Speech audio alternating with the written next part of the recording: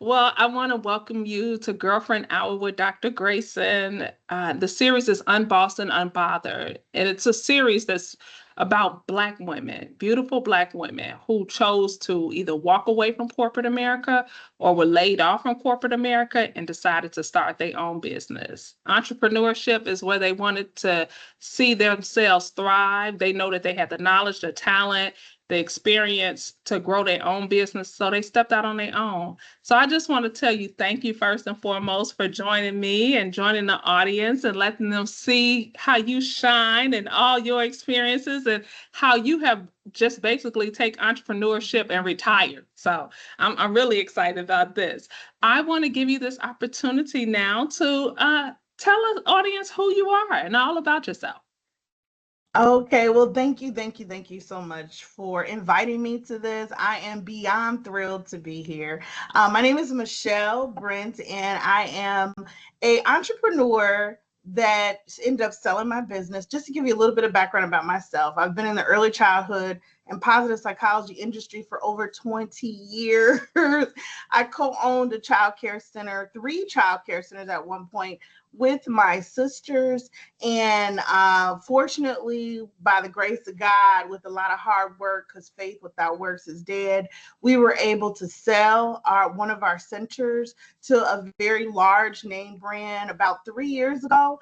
And we kind of semi-retired. My sister is a little more retired than I am, but I guess retired. I have to own that, right? Because we're so timid with like, oh, I'm so used to hustle, hustle, hustle. I have to do something.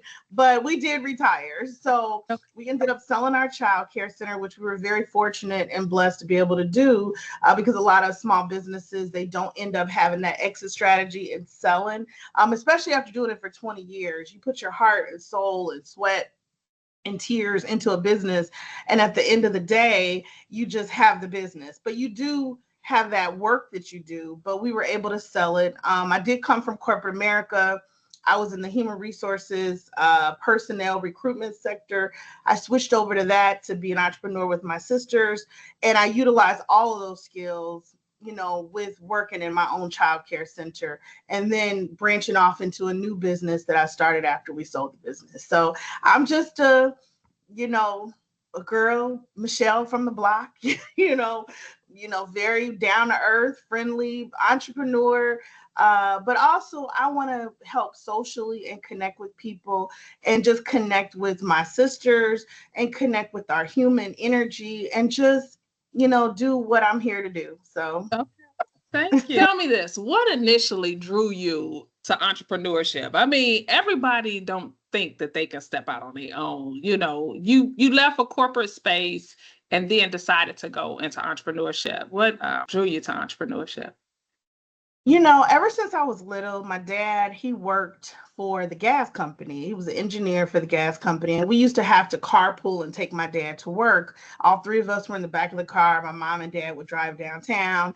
I would see all these people. I think I was like 8. I would see all these people in the back of the car going to downtown Chicago, just like little robots. My dad in a suit, the same way, walking, kind of like in the Matrix. And I knew when I was a little girl, I did not want that. I did not want to dress up in a suit.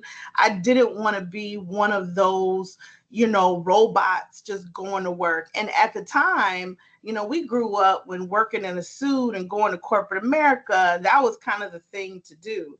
And I don't know if it's just been my spirit where I just didn't want that, even at an early age. So, of course, you went to college, you got your degree. They say, go get a good job, go put on a suit, go downtown, all that good stuff. And it felt like I was I wasn't having the integrity for myself. I was compromising my own integrity by putting on that monkey suit and going to work, and just not feeling like that was my calling. And so, of course, I'm very close with my sisters. One of my sisters passed away not too long ago, but my other sister, all three of us were super close. We were all sitting around one day. My younger sister, she had children, and we were just looking for, she couldn't find a child care center. So she was working in corporate America. I was working in corporate America. We were eating food at one of our friends' house, and we were like, why don't we just open up a child care center. And we were in a specific area where there really wasn't a lot of quality childcare centers that offered what my sister and myself wanted for her kids. And we were like, why don't we just create one? Why don't we just make one? And so we did whatever we needed to do with our certifications. And, we were able to work together and we were always very close, and also provide something for my niece and nephew, but also for the community. So I always knew that working every day for the man wasn't for me. I didn't want to put that suit on, and things are different now. Things are a little more casual, but I always knew that there was something more, and it was always in my spirit where this just isn't me. And I think anytime you compromise your own integrity, you are not being true to yourself. And that's what I felt like. And so shortly after my corporate career, we switched over into entrepreneur and never looked back. Whew, girl, you brought up those suits in the downtown. So that uh, downtown Chicago, I mean, it kind of like you're right. It's like robots. Everybody's walking, everybody's dressed up in a suit. But the tripped out part about it is, and I have to say it's tripped out, is that everybody told you go downtown and get a job. So it's like Mhm. they sold you downtown, right? And downtown was where it was at, right? Get you a job, go downtown and wear a suit and dress up and not that you don't want to be professional. That's what they call professional. They don't want to not that you don't want to be professional in your entrepreneurship, but it's like they sold you a whole atmosphere. They didn't tell you what was behind the atmosphere. So going into that, can you kind of tell me a little bit about your professional journey in corporate America? Of course, yeah. I graduated with a bachelor's degree in psychology and corporate human resources development, and then I also had a minor in African American studies. And coming with the psychology degree, I didn't really know what I wanted to do, but I was like, "Oh, I got to do something." And so I ended up having like an internship, for lack of a better word, because it was like a semi job slash intern in human resources, and I liked it. I was good at it. I liked it. I had these different mentors that kind of showed me the ropes. So when I graduated, I kind of just stayed on that human resources, training and development, recruitment track, and I was able to get a job paying a decent amount of money, because a lot of psych people that graduated with psychology degrees, they're scrapping. They're either going to grad school, or they're making like They minimum have to move forward. wage. Yeah, yeah. Yes, yeah. So I was like, I can't live off that. I have to pay rent and bills. So let me go to corporate world. And so when I worked in human resources, it was very, very interesting. I got to see a lot of behind the scenes of companies and see the disparities with a lot of things.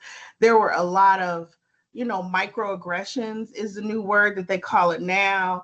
And it was just really unfair, for lack of a better word. And it was like right in my face. And so I don't know if I was sort of the house, what, because I was behind the scenes back in the 90s. So they're like, oh, she'll be okay. Or she's, okay with some of these disparities with salaries and jobs and promotions. And I just wasn't okay with it. So I always felt like I was compromising my integrity by going to work every day and by seeing all these things, and I couldn't say anything. And then I don't know, I'm, that troublemaker at the job. So I kind of had to go along to get along, and kind of shrink myself a little bit, just so I could, so I could succeed in this space. And I just remember always feeling, especially when I first graduated, I was usually the only Black person at the boardroom, the only Black person at the table, the only Black person in the human resources department. Things have changed a little bit now, but I don't know how much they changed. But I was always the only Black person. I was like the little token Black girl, right? And I used to feel like, wow, these people are so smart. Oh, look at all these white people. They're the vice president making 200,000. Back in the 90s, they were making 200,000. I was like, oh, they're so smart. Girl, hold on. That was Those white people, and I'm not talking about white people. I love white people. I love everybody, black, brown, white, all of it. But I think there was this privilege that they got just because they were white. They would get these high paying jobs and they were so dumb, for lack of a better word. I said, I know this, I know how to do this.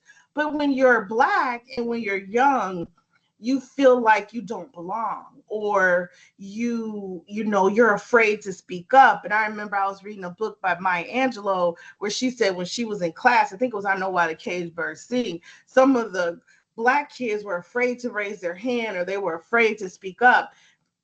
And all of these years later, even at my age, when I was in my 20s, I felt that same pressure, like, oh, I don't want to say anything. I don't know how to use the right word. Oh, I don't know what that word means, because they use all these big words, and anybody can learn a big word. And half the time they were using the words wrong, Barbara. They weren't even saying the word right. I would go back to my office and look the word up and be like, oh my God, you didn't even say that word right. But it's that confidence that comes along with being something other than black, because it's not just white people, it's any race other than black. So Asian, Latino, Caucasian, anything is better than black. If you're black, stay back, right?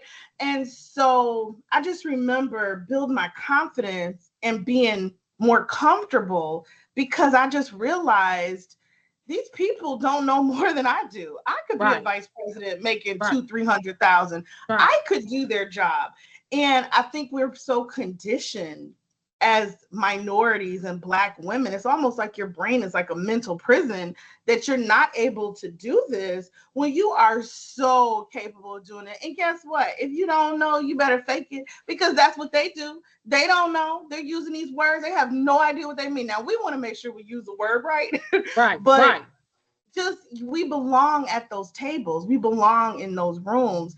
And I saw this reel with Barack Obama. I can't think of it, and I wish I could remember it. Where did you see that reel where he said, you belong at those tables? Don't let anybody tell you you do not belong at those tables, because those people don't know anything more than you know.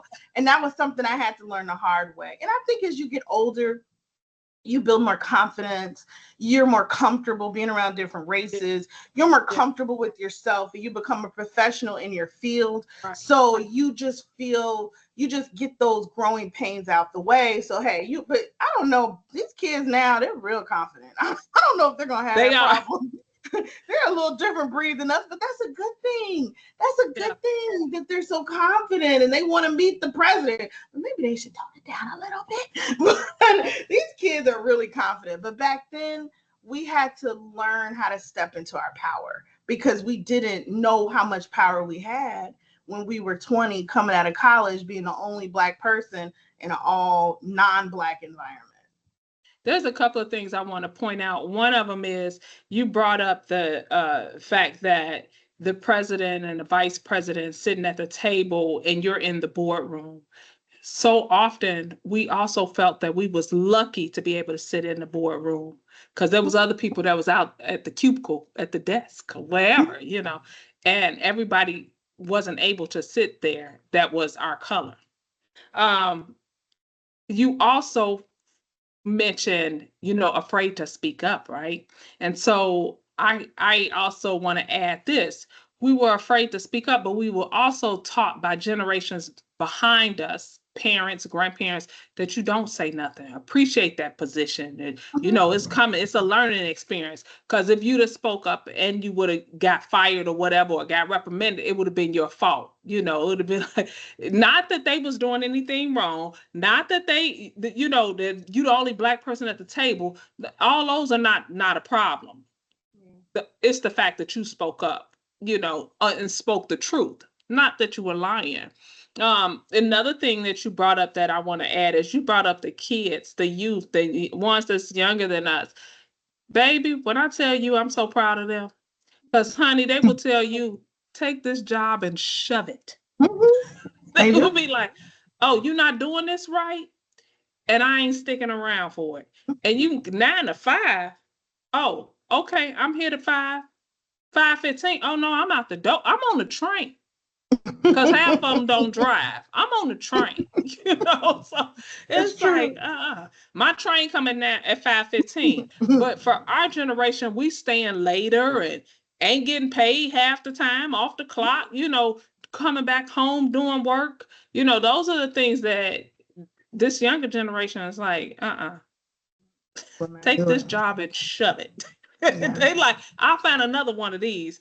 I don't care how much money it is. They feel like I'll go find me another. I'll go on social media and make more money here than they They have a do. lot of faith in themselves, which you brought up the fact that our brain has so much stored in it. We're larger than life. We know so much, but we're not able to use it because you don't want to make someone else feel like they're uncomfortable. You don't want to make that space within, let's say, a group or whatever, and you the smartest one in there. You don't want them to feel like they dumb because they're gonna let you know, oh well, you don't know everything, and be like, well, that was right. I've talked to so many young women or women in general that have had these experiences, and I hate it for them. I really hate it. I there's so much that I would love to see come out of this this series, really, because I would love to see us as Black women come together and grow some type of community that enhances and allow us to enhance our knowledge, to utilize our knowledge, to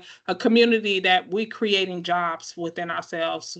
What's going on now in corporate America, what's going on now, period, is it's an experience that is throwing us back. In April, there was over 200,000 Black women who lost their jobs, who were laid off. Wow. 200,000 in the month of April. First of all, I don't even, the number is ridiculous, but I don't even want to go with the number. Let's think about all that talent. You telling me them 200,000, 10,000 of them 200,000, 500 of them 200,000 can't come together and we create something that's phenomenal? Because us Black women run this world. That's how I We feel. do. Point blank. I don't have nothing else better to say, but we run this world. We run this world so well that you were willing to choose a Black woman to run for president. You knew the job was going to get done. Now we know she lost. They lied, but we know what happened, right? But when it boils down to it, you want us to do everything. So why can't we create our own society, our own the community, our own corporate America, whatever. That's just really important to me. I thank you for answering that question, because it does bring out the fact that our brains is a powerhouse and we're stifled often. Yes. We can't use it all. And then as you get older, you start to like, okay, I'm done, forget it. And you never really got a chance to use all the knowledge that you had. You ain't got a chance to use all the knowledge that you done paid that student loan for. That's true. And I think we feel that way because, and this is so, I want this, I am, know that this will change, but I think we feel so defeated because we feel like we have all this knowledge, we have all this power, we have all of these things to offer our families, our jobs, the world, but nobody's listening. And I'm going to tell you why that's reinforced, but it's not, because the fact that Kamala lost the election. And in Black women, I think when that happened, felt like our voices don't matter, but they do matter. But in there was, and she really did really, really well in terms of all the Mhm. numbers and the polls. Where Right. it was still a victory, even though she lost.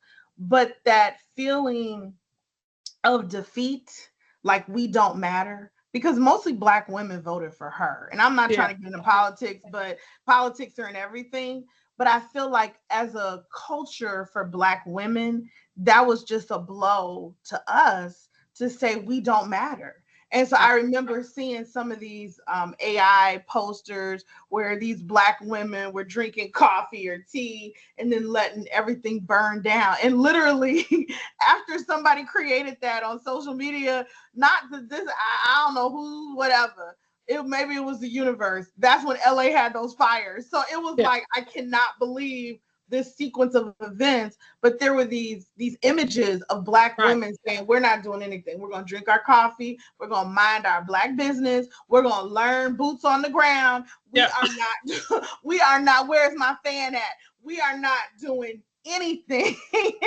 because when you try and try and try and you feel like you're not hearing me, kind of like if you were married to a man and you try and try and try, he's not hearing you. You're like, I'm done. I'm not doing this. And so I think that feeling of Black women's voices not being heard, us being so disposable, it's like we've come so far, but we still have so much more to go. And I think that's what these 200,000 Black women, they have somewhere to go. And hopefully this space, you're so amazing for doing something like this. This can be a space where they can go. And people do want to hear their voices. Thank you. So I know that your sister, your younger sister, needed daycare. Mhm. Was there any other particular moment from in corporate America that said, "See y'all later," and made you consider leaving? Besides your sister and you saying, "Okay, let's open up a daycare." You know what? It was every day in corporate America. And I'm going to tell you why I say that. Okay. Because the thing of it is my sister, she always knew she wanted to start a business.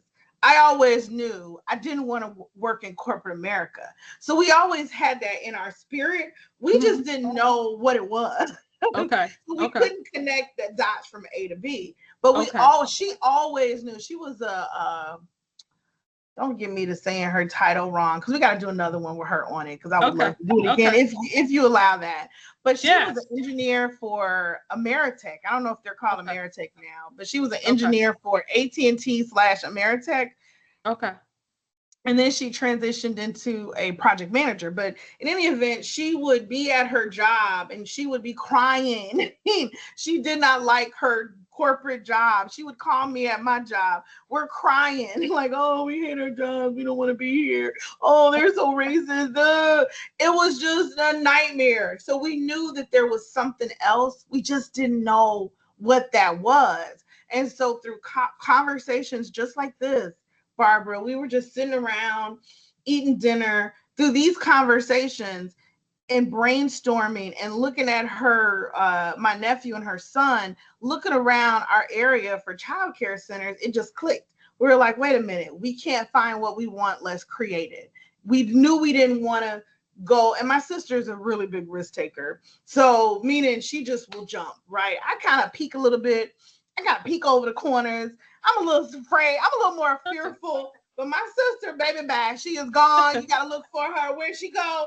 And she jumped, which I admire about her because I think when you have that entrepreneurial spirit, you got to take the leap and not know what's, what do they say? Faith, you don't need to know the whole stairs just to take the first step, right? And I'm not trying to get all preachy, but I can't help No. it. No. Go ahead. So she was ready to take the leap. I was kind of tiptoeing a little bit. And I was like, okay, yeah, I want to do it. So then we were kind of all in. And we just knew we needed something else. We just knew that wasn't it. So what is the alternative? And 9 times out of 10, girl, whatever that open door is, if you don't know what's behind the door, just open it. Because 9 times out of 10, it is better than what you're in right now. Whether it's a job, whether it's a man, whether it's a school for your kid. I mean, literally, like, I would even venture to say 100% of the time, whatever is around the corner is better than where you are right now. So my little nugget would say, just do it. Just like the Nike, just do it. Just open that door, even if you don't know what's behind it, because 99.9% of the time is going to be better than where you are in that moment. Yeah. You went down it's 100%. Yes, it is. You taking that chance, and that's the step. The minute you leap, it's not really a fight or flight. The minute you leap, you start like your brain start ticking. You was in that common space, And Yeah. so you was looking at it life, and you was like, okay, I'm gonna get up in the morning and I'm gonna go to work, and then I'm gonna come home and I might go out to dinner, I might hang out with my friends or my family, or I might do Mhm. this. I want to go to sleep, but once that commonality that you have been used to for so long and you decide to leave, you end up saying, okay, you know what, your brain start coming in, you start thinking of all the things. Okay, let's do this. Oh, I could do this, or I could do this. And that is the point, what makes that one make it 100%, because it's gonna be Yes. better because you're using the tools. We Yeah. talked about it in the beginning. It's like your brain is stifled, and now Yeah. your brain is open up, and so it allows you to remember, use your experiences, also to be willing to learn, because that's something. Yeah. Even now, I'm from me, I'm like, okay, my learning don't have to stop. I could still take classes. Like, I want to take this Spanish class, this immersive Spanish class. I'm going to take Thai when I get over there. But these are things that basically was stifled. I couldn't do that. I was either in college or Yeah. either I was working and taking something else, some extra activity, some extra learning. No, I'll take a training class for work. Yeah. Yeah. That's about it. So, you know, it's those things that make you open up and say, okay, I'm willing to figure this thing out. I'm gonna be better. You will. And the thing of it is when your brain, and this goes with my new business that I'm launching after we sold the school, and it's just in the infancy stage, but your brain is so cluttered with so much stuff when you're working at a corporate America, or when you're working at a job that you hate, or when you're caught in that hamster wheel, that you're not even able to do what you just said. Your brain can't even step outside of that Yeah, and see what's on the other side, because you're just caught in the hamster wheel. You're caught with the clutter. You're caught with the exactly. get up, get the kids to work, go to work, do this for my boss. You're just in this Uh, rat race, literally, that you don't have the mental capacity to just breathe or to yeah, just be clear. You don't even have it. So all those women, I was one of those. It's not their fault. Even when I had the business, I was still so busy that there was no time to breathe or sit still or clear the clutter, unless we literally went on vacation. But even with the vacation, we would still be tied to the business. So when you're an entrepreneur, you're really never on vacation. okay, So okay, you're just kind of caught up in this, but it's worse when you work for a company. So don't okay, get me okay, wrong. But okay. you're just kind of caught up in that mental hamster wheel where they don't even have the capacity to do it. Some people can, but a lot of people, it's too much, it's too heavy where you're not able to do it. So I love that you said that, because I think you have to clear that mental clutter Yeah, to be able to see what's on the other side, you know? yeah, yeah, yeah. Tell me this, Michelle. How Mhm. did your identity as a Black woman like shape your experience in corporate America or in corporate settings? You know, I am a huge advocate for therapy. And I know you're like, okay, how did I we get know. here? Come How did on, we get I to know. therapy? You know how to Well, interview Shanice. I, oh I yeah, won't hear therapy all day long. Go ahead. I know you're a twin. I'm a huge advocate for therapy, and I think, and I'm going somewhere with this. I think the way I was raised, my dad was a very hard worker. I love and have so much respect for my dad. And, he passed away very early. He was only 58 of colon cancer because he got caught up in the rat race, the stress. He never took time to breathe because that wasn't the culture back then. He always told us something that I can't think of the man's name, but he started Ebony magazine. And he was in that, you Bob remember him? Johnson? Is that Bob? There was a Johnson. I can't think of his name, but Find out. he was a very prominent Black man, especially during those times where we didn't have Ebony Jet or magazine. So he was very well respected as a business person, et cetera, et cetera. And my dad's father was an entrepreneur, which is where I think we John get Johnson.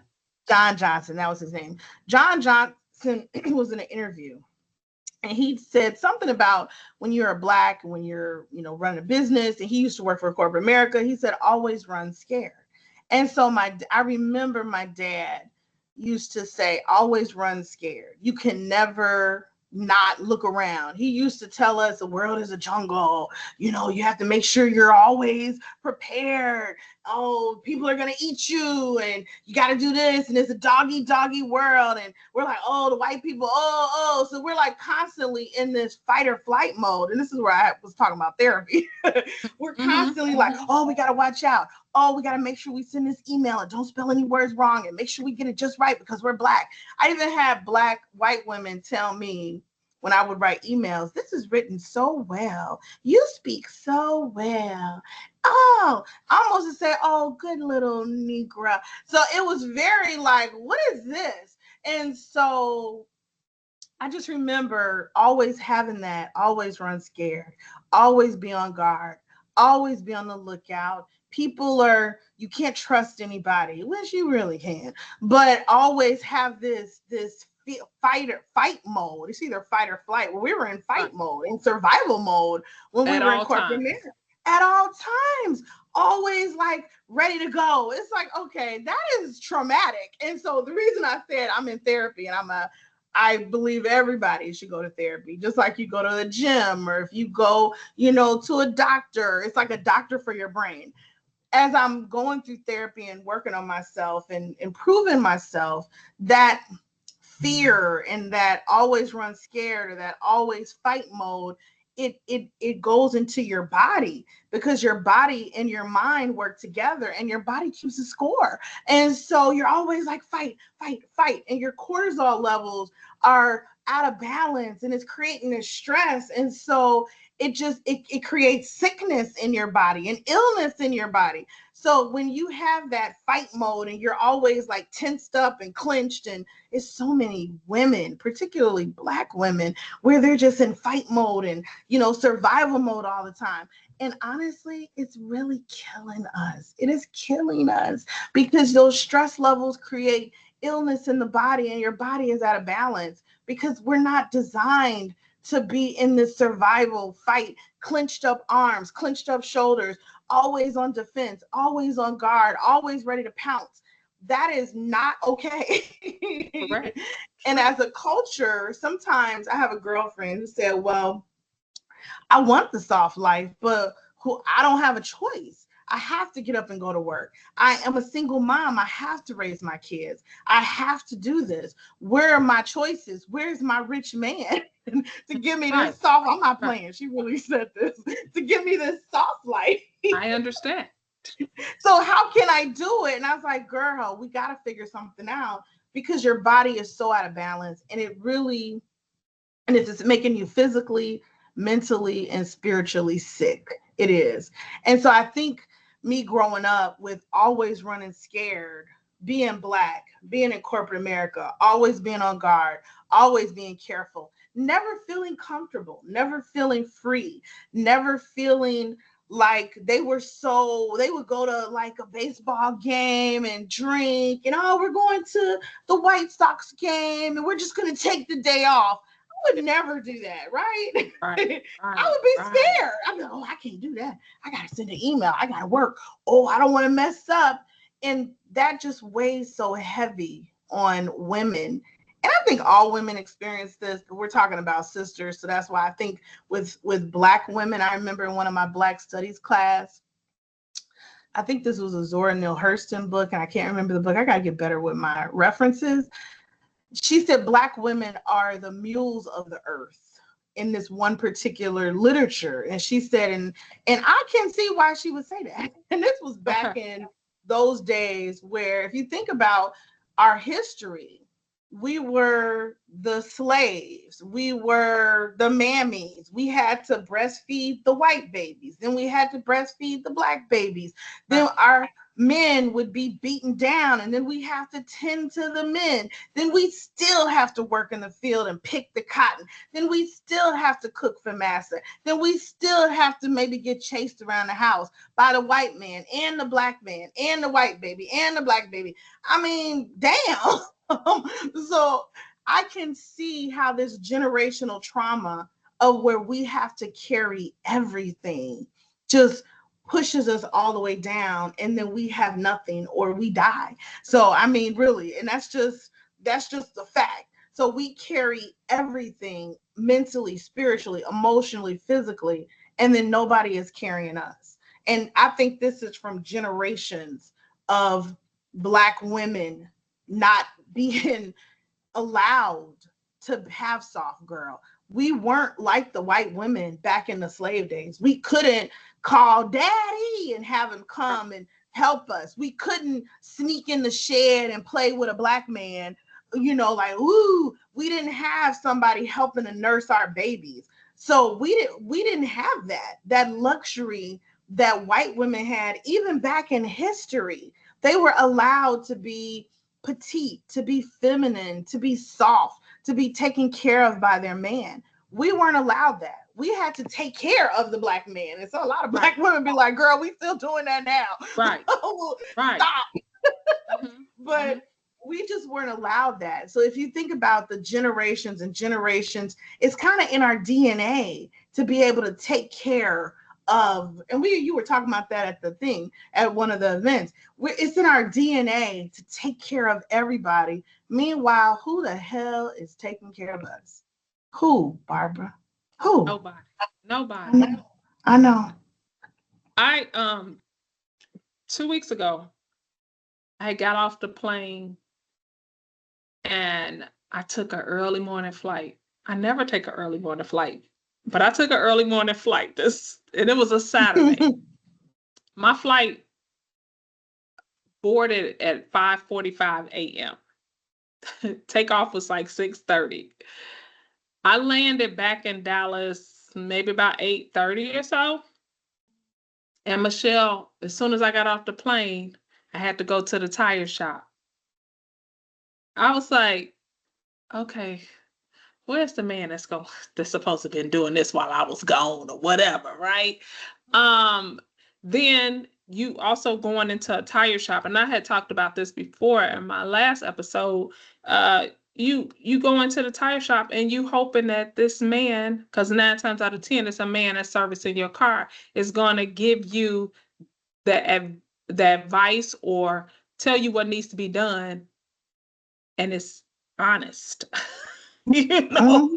Because they'll take advantage of women, Black women, white women, anybody, but they'll definitely take advantage of us, right? And the man told me that I just needed, he was like, I have a car like that. I was like, oh, okay. He was like, you just need an alignment. I mean, no, not an alignment. He said you need to rotate your wheels. I was like, okay, how much is that? He was like, free. I was like, oh, okay, cool. I'm like, whoa, but that had never happened to me before. Never. Yeah.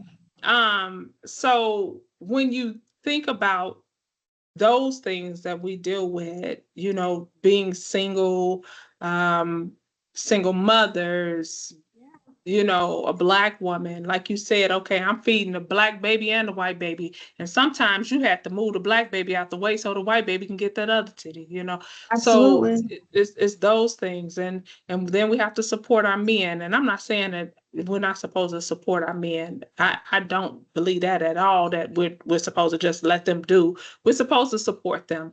But I can't do everything. No. I can't get off the plane and go take the car to the tire shop and turn around and feed you and go to work on tomorrow and make sure you got some meals for the rest of the week and cook and wash clothes. I can't do it all, right? Oh, and take the kids to the school and then pick up, you know. And I'm not saying all Black men are like that. I'm not saying that at all. So please please Thank know you. that that's not what I mean. But there are a lot of Black single women out here, Yeah. and we always got a cape on at all times. We're always experiencing things at work as well. You mentioned, you going into work and you're dealing with microaggressions and the woman like, oh, you speak so well. It's like, well, how do you speak, ma'am? You know, if I speak well, how do you speak? It's those things. And And wouldn't then, they say that if I was white? would they say you speak No, well or you wrote this no. email really well? If I was white, you assume they're gonna speak well and write well. Yes, But yes. because I'm black, they don't even know that that's offensive, and I don't even know if people still say that because I haven't worked in corporate Oh, America. they do. But I didn't want to cut you off. But why would somebody say that to a black person who graduated from college of University of Illinois in Chicago? It's not Yeah. no, and I'm not knocking any higher education, but it ain't no neighborhood school, Right, right, right, Pookie's right, college. It was right. a notable state school where, yes, I do write emails. I know how to write. I speak well. Would you say that to somebody white? And I would bet $1,000 wouldn't happen. At all. Not at all. And then when you think about the microaggressions, it's persistent, and they're stressors, right? So in your case, I know the patting on the head, basically, it's like, oh, you speak so well. Oh, that email. Oh, but this is what they'll do. She writes good emails. Michelle, can you write this email for me? Now you became a Absolutely. secretary, or now I got to help you. So, can you expound on like some of the most persistent stressors or microaggressions that you've encountered in corporate America? You know, uh, Luckily, I wasn't in corporate America that long. And the Okay. reason I say that is because I started that business, I want to say about 4 or 5 years after I got out of school, got my job. So I was in corporate America for probably about 4 to 5 years. Okay. So I can definitely talk about the different microaggressions, the pay disparity. I worked in HR, so I got to see all the salaries. And when I'm going down the list, it was only like four Black people at this particular company. I'm looking at the pay and it's so blatant where it's like, how can you even do this? I'm looking at it and it's like, and I'm not talking about 1,000, 2,000, 5,000. I'm talking about like 10, Oh, $20,000 definitely. disparity with Black people in a job, and then same counterparts white making 20,000 more. And I even remember Oprah, and she shares this publicly, when she was negotiating for more money with one of her anchor positions. And this is when she said she started her own show, because whatever her anchor was, she realized she was making so much less than the person that was working right next to her. And the guy, her boss, said, well, he has a family, he has kids. So therefore, and you're a woman. So I don't know, he wanted to say you're a Black woman, but I don't know if he said that back then. But he said you're a woman and this person has a family and kids. So even though they're doing the exact same job, he made, like, I don't even know what the amount was, but it was at least 20 to 30,000 more than her. And that's when she said, hey, okay, this table's not for me. Let me go start my own show. Where I Right. would see that Right. disparity, and it kind of weighs on you. It's like, this is so blatantly unfair. So as an HR representative, I was young. I didn't always speak up, because I was new. I didn't say anything. I would just hold it in and be like, this is so unfair. And I would call my sisters and I would talk to my sisters. So that was at my first corporate job. Then at my second corporate job, you get a little bit more, you know, confidence. So then Right. when I saw that, I would speak up. I would say, well, why is this person making less than this person if they have the same credentials, X, Y, and Z? And then I wouldn't be heard. Okay. They wouldn't hear me. They would Mm. come up with an excuse. So even though I spoke up, this was 20, 30 years ago, nobody heard my voice. Fast forward to why Kamala's not the president. Same Right. thing. Nobody Exactly. heard the Right. voice. Right. uh Rewind back, and I want to say this was Phyllis Wheatley, and I know I get a lot of history because I'm really into Black history. I just have to get Okay. better with some of my dates. I saw this one special where, when I think it was Phyllis Wheatley, when she was writing these poetry, they didn't believe that she wrote these. They said, you Right. didn't write Right. this. Did you see that special where they talked Yeah. about that? It was so Yeah. good. They were like, you didn't write this. And they would not believe that this Black girl back during that time frame could write this beautiful poetry. they didn't want to hear it. Then I think over time they finally said, "Oh, she did write this." So, and the reason I go back to generations, because we think, "Oh, that's over with. It doesn't affect us. Oh, everybody's free now. No slavery, no this." But it does affect us. Those aftermath, it's still impacted. And I always think about just different trauma. I was in a car accident where this guy rammed into the back of my car, totaled my little Toyota. And I saw him coming. This was, I don't even know, about 15 years ago.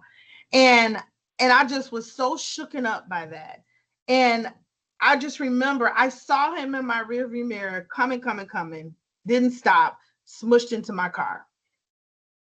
This is another, I don't even want to get into that because that was another racist incident. I was in Orland Park and he didn't have his insurance card or his driver's license, and he was talking on his cell phone. They let that man walk away with nothing, not even a ticket, nothing. I couldn't believe that. I was all shooken up. I should have went to the hospital, but they were like looking at me like, "Do you want to go to the hospital? Do you need a hospital?" And now this white lady was so nice. She was like, "I think you need to go to the hospital." But I just wanted to go home. So my friend came and got me and just took me home. But nonetheless, my reason for saying the trauma is when that car ran into the back of me, that happened. That happened that one day. I think when I would drive at least 5 to 7 years after that one accident happened, every time I saw a car coming behind me, I would clench up. It was like my body just, oh, I would clench up. So the reason I'm using that as a visual is that trauma doesn't go away, whether it's a car accident, whether it's somebody telling you didn't get this promotion, whether it's, oh, you write an email well, whether it's, oh, you're fired for no reason, whether it's we don't want to hear Black women's voices when it's time to vote for the president. That trauma, it stays with you. Just like with that car accident, 5 years after the accident, why is it when I see a car in my rearview mirror, my body clenches up? I'm not even trying to do that. So I think as women, and particularly Black women, we have to really go through these sister circles and these conversations and these ways to kind of release that trauma because it's stored in our body, whether it's, and we're talking about corporate America, through all of these corporate America microaggressions, salary disparities, passed over promotion, not being heard or validated. And it just it's going to take time for that to go away because that trauma is still there. So you say it's going to take time for it to go away, but it's consistent. It's That's happened true. generation after generation after generation. That's If we true. go back into, okay, your parents told you, okay, just stay at that good job. It's a good job, you know. Yeah.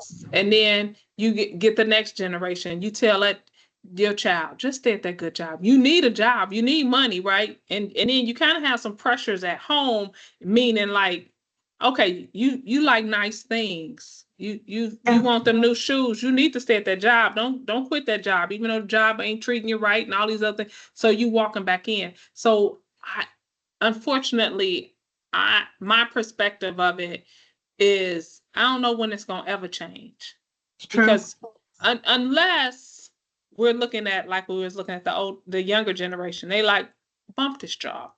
I'm That's gonna go true. find me something else to do, right? Um, you have a lot of you have a lot of people who are in corporate America who are still sitting there in their jobs and they're dealing with abuse. They're Yeah. dealing with, oh, the you can't do this right, or you didn't do this right, which is still a verbal abuse. Yeah. Then there's a mental abuse to it too. You still taking it home. Your kid is seeing how you act, so it's gonna still kind of roll off on that kid. It's Yeah. something you said earlier, even when it came down to breastfeeding the black baby and the white baby, but also you birthed that baby, so that baby is still feeling those same pressures, just like that car. When that car ran up into you, that baby feeling them same pressures from whatever experience you've experienced, right, from the womb. it's still experiencing. That's true. If you was pregnant when that car hit you, that baby still would have that flex. Hmm. So That's these are true. things that continue to occur in us generations down the line, generation after generation after generation down the line. And where do we go?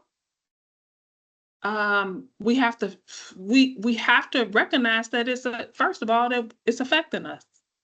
Because like you could go to the hospital now. This man ran into you, and he got away scot free. That's the police that's supposed to be protecting you, right? He did something wrong. So let's say you have went to the hospital. They already think Black women are strong, and they say, "Well, yeah, it ain't that bad. You'll be okay." Hmm.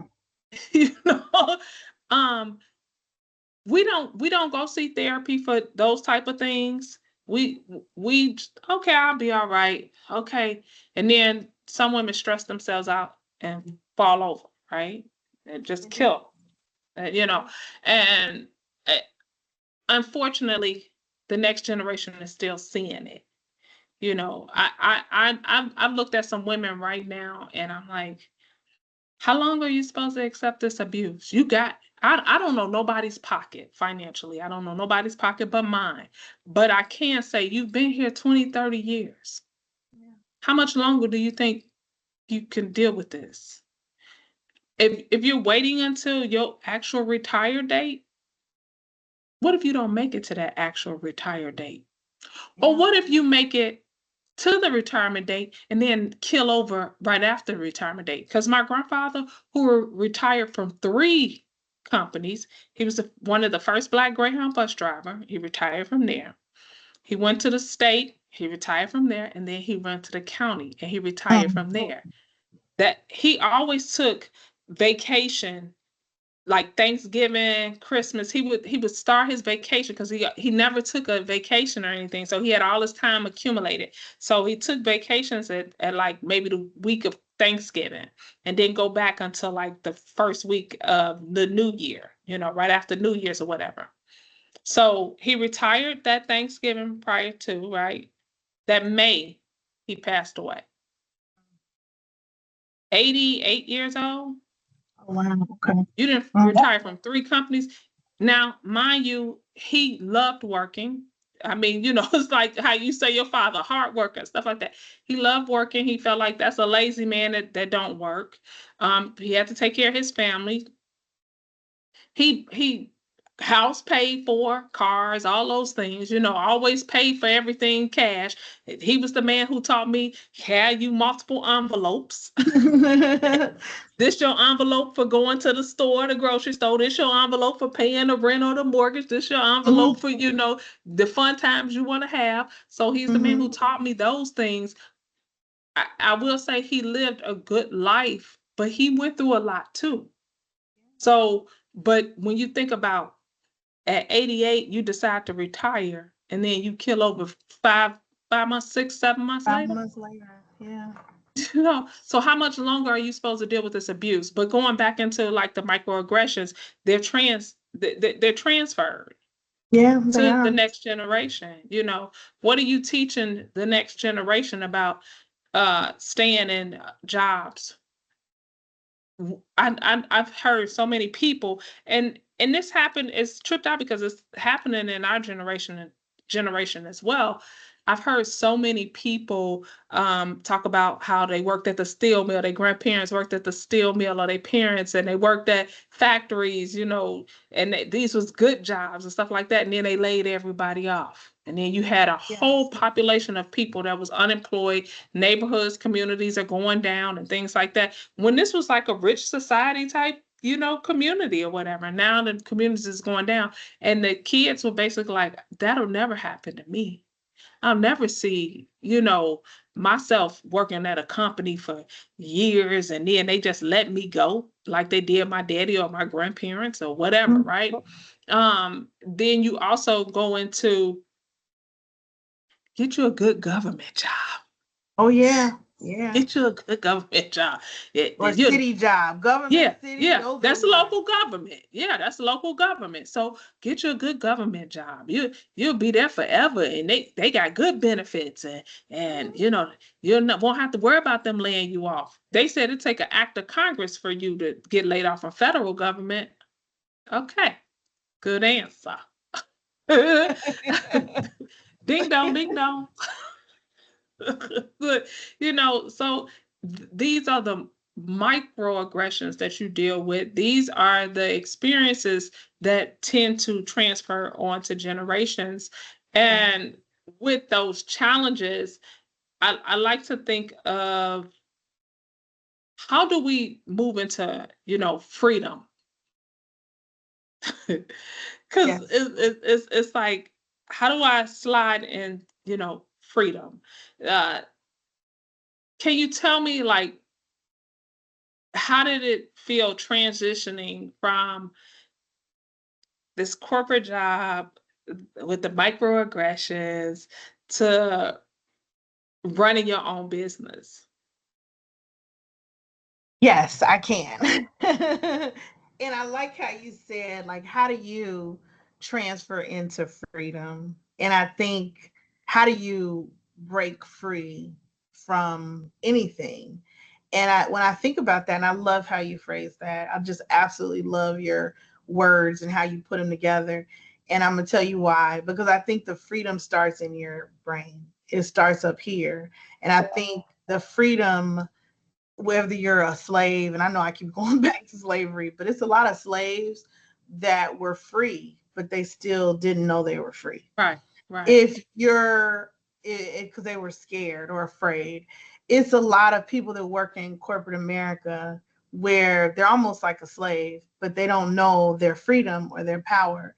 So I think when I spoke a little bit about how we started the transition, where it started up here, because we knew we didn't want what was we knew we didn't want what we had, so we knew we wanted something else. So that starts up here. So once you make a mental decision or a mental choice to do anything, whether that lose weight, leave a job, leave a man, whatever it is. And I just want to say, I don't want to keep talking bashing men, because I'm not bashing men at all. There's some amazing, beautiful Black men. I'm married to a really good husband. So if he ever sees this podcast, he'll be like, why do you keep talking about that? But I know I got married later, so I know what it's like when you're going through anything where you have to get it up here first. So I think, and even when we left our corporate jobs, it was very scary. We didn't know what the risk was. We didn't know what was behind door number 2 or door number 3. We didn't know what was behind the door. But I think when you make that mental decision to do anything, leave a job, you start your steps towards freedom. When you make a mental decision to, lose weight and take better care of your health, you start those steps towards freeing your mind or freeing yourself from junk food or McDonald's or Burger King. When you take that mental step to leave a relationship that's not serving you, you start that steps towards freedom. So I think going from the corporate job where you felt so trapped and smothered and devalued and shrunken up, once you go to the entrepreneur world, it's a lot of work. I'm not going to take away the hard work, but I know very few people that start a business and say, I want to go back to a job. They can't do it, because once you get a taste of that freedom, it's almost like if you were a slave. It's like, why would I want to go back to picking cotton when I'm free? Now you got some slaves that want I to go want to go back. back to Egypt. Yeah, they want to go back. But most of the slaves, once you get a taste of that freedom, that's why they didn't want to teach you how to read, because they wanted to control you. Once you learn how to read, you're like, whoa, I don't need to do this. Once you learn what's possible, you'll never go back to what's not serving you. So I think that mental decision, which is really hard, the mind is the hardest thing to change, especially as you get older. And I think that's a challenge, where I just know in some of my research that the older you get, your mind is like hardwired to do something, whether it be depressed, whether it's stay at a job. Your your neuro your neurogenesis and your synapses are like literally hardwired together. So when you make that step, it's even harder. That's why I don't blame, and and I know we're not doing this in this conversation, but it's not their fault. It's so hard mentally to make that step where you really have to exercise your brain and your mind to say, hey, let me rewire my brain. Let me retrain my mind. Let me think about things differently. And once you get that brain and that mind in order, then the rest is easy, because your brain is the hardest thing to change. So once you switch over to, hey, I can't do this anymore. I made a decision. And I like what this one lady said. She's like, just make a decision about what you're going to do. Because whatever decision you make, that's the right decision at the time. Where I think we let our thoughts and our fears prevent us from procrastinating to do something. And you're like, oh, but this is so safe. I need to take my own advice with this new business. But we let our thoughts and our fears hold us back, or just make the decision to quit your job or retire or get the Social Security early. I know they keep moving the carrot stick. People want to hold out till 67. What if you don't make it till 67? Right, What are you exactly. so afraid of hitting that buzzer, getting your money now, spending it now, take it now versus, oh, I want that extra money. And everybody has their own personal choice. But what if you don't make it till 67? Why not enjoy this moment right now? And so I think that mental decision and that mental mind to make your mind up and say, I want to be free. I don't want to be a slave to a job, to a suit, to corporate America. I don't want this. And once you make that mind up, I mean, the rest is easy street, because your mind is already made up. Very true. And I just think that's that initial step. Even when we sold our business, so I'm jumping from corporate America to running the business for 20 years. Then it was time, things change. So then you have to adjust and be adaptable and flexible, which is another huge step with anything in entrepreneur. You have to be flexible and be willing to change and be willing to adapt to certain situations, which is a good skill to have in life no matter what, because you're going to have to adapt. And the harder time you have to adapt, and I think that's another reason why a lot of people don't make the switch, Barbara, is because I think a lot of people, it's hard for them to adapt to changes and be flexible. And when you're so used to doing something for 20, 30 years, you're not able to, I'm not going to say you're not able to. It's just I recognize and I empathize the challenges that come with change, because change is scary. You know what you know. I get this check. I get this check every week. I get this check every 2 weeks. I know I'm going to have a job. I know I'm going to do this. So when you have to change, that whole switch of changing is difficult anyway. And so I think that's another challenge where people aren't, it's harder for them to accept the change, which is why they stay with what they know. But you have to change. Life is going to change. And I remember reading something that the better you are at adapting to change, the more successful you'll be with anything. And that's true. When you can adapt quickly and change quickly and say, hey, we got to switch, we got to move, it increases your level of success in whatever it is that you want to do. So, with that said, that mental clarity, that mental decision, that mental choice that you make to be free, that's all you need, is to get that mind right and to really exercise it. Tell yourself affirmations, tell yourself, I can do this. It's crazy because people say this, but that Yeah, stuff really works. It really yeah. does.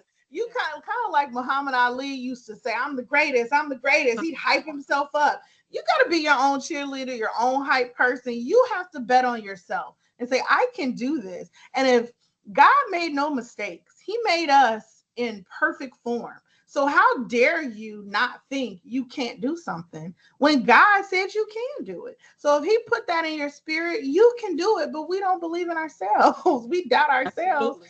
and we don't Absolutely. get our mind together where, if he did this and made you in his perfect vision, you can do whatever it is if you just get that mind and take that step. So I think that freedom is is all in your head, and releasing that fear and going for the unknown and believing in yourself and betting on yourself. And then why wouldn't you bet on yourself?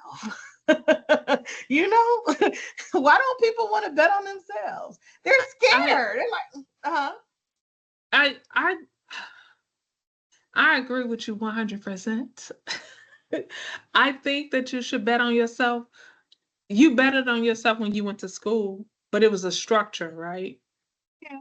You was like, okay, I know I got to graduate to go into another structure when that is the job that you're going into, so it's the structure that you're looking for, and it's the structure that you feel like you need to survive. You don't think that I read my books, I Yeah. study for this test, I accomplished these tasks, I've graduated, I got the job. Look at all that's on my resume. You don't look at those things. Yeah. So you just feel like, okay, I'm just going through everyday life, and you don't recognize that this is what got you here. Yes. Absolutely. So you bet it on yourself then. It's just that you want something. It's teaching you structure. There's a difference when you look at a child that grew up in an entrepreneurship household and a Hmm. child that grew up in a corporate America household. There's a big difference. That child is taught to bet on themselves. Child is also taught, don't even depend on them. Look, hold on. I've said this before. It's like, okay, hustling, but it ain't Yeah. really. It's not. We need to come up with another term, and I'm gonna have to I look know, up right? because I look at it like it's the Chicago term, right? Hustling, because that technique that person, that child has, they know how to. They seen their daddy or mama go over there and be like, um, girl, wait a minute, hold on, I know how to get this done. Let me. You need to your kids to somebody to watch your kids. I know how to do that. Oh, you need the house clean. I know how to do that. They've worn many hats, but they also express the tools that they have that's already innate in them. You know, whereas in someone who's born in a household that their parents are worked in corporate America, it's an alignment of what corporate America has created. Yes. It's like, okay, you go to school, okay, you graduate, you get a master's, you get a doctorate. Oh, now you get this corporate job, you know, and I can really only speak for African Americans. I really Yeah. can, because I also know that in many of um white homes, the for the woman, she's on her parents are paying for her to go to her bachelor's first year, her first 4 years of college. Then after that, she like, oh, I'm going to get married. I'm gonna have kids. She don't pursue higher education. Yeah. She only need that education so she can have dinner or hang out with the corporate people her husband want are Yeah. around. She's relying Yes. on her husband. Whereas in we as African American women, we are relying on ourselves. um, I create the table. Whereas in for them, the husband create the table. You know, the husband create the table and you put the food on it. In African American home, I create the table and I'm putting the food on it. So it's those experiences that when you look at a child that's raised in those two different environments, they're they're learning more, and they're easily to bet on themselves. When you think about that child that been around entrepreneurship, this is like, it's Christmas. It's Mother's Day. I'm finna go make some baskets. It's Easter. I'm finna go make some baskets. I know how to go to the Dollar Tree, get this, and this basket gonna look like it's about $100 basket, but I only spent about $10. Yeah. It's those things that we know how to do. We know how to make $1 out of 15 cents. Yeah, we do. We do. We so do. And we so had to survive. We had to learn that. yes, We had to yes. learn how to make hush puppies, which I love, by the way. We had, if people know the history of hush puppies. We had to learn that learn these survival skills. We had to cornroll our hair so Yeah. that way it Yeah. could be a map for people to get from point A to point B. Yeah. We had to Yeah. make the hush puppy so we could throw it to the dogs so they wouldn't bark, so they wouldn't catch us. We had to learn how to take something and make something out of nothing because we had Hmm. nothing. And so Right. I think fast forward to us now, if you leave your corporate job, you don't have anything, right? Right. But you've got these ancestors and years of generations who made something out of nothing. So They- why can't you feel like I don't have anything except myself? So let me bet on myself. And more than likely, you will make something out of what you feel is nothing, but can be more than anything in a delicacy and the best thing ever, like rib tips. Yeah. You know, Yeah. I Yeah. love rib Yeah. tips, right? Uh-huh. But I'm not supposed to eat them. But people were throwing the rib tips away. What do? Hey, we're going to make rib tips. And people love rib tips. They get rib tips more than the ribs. Now you got white people eating hush puppies. Black Yeah. people made hush puppies. Yeah. You know, we had to create something. And what we create, that's why they were so afraid of us. Because when we get that creation bubble going, we surpass, just everybody, really. So if you take something in yourself and feel like you have nothing because you quit your job, you're going to make something out of it because it's in your DNA to do that. Our Absolutely. generation is in our DNA to do that. But we're just so afraid. I don't know why we're so afraid. And we got to just break that fear, Yeah. and myself included, where it's like, what is the fear that just holds us back from being free? And I think that's what it's all about. And I think when you leave corporate America, stop being afraid of holding the hand of this corporate hand because they're going to let you go. Yeah. Yeah. That corporate hand is going to let you go. So you got to release yourself and release that fear, release those old patterns, and go into something new. And that something new, like you said, 100% of the time is always better. Now, if you like your corporate job, great. Don't leave. Stay.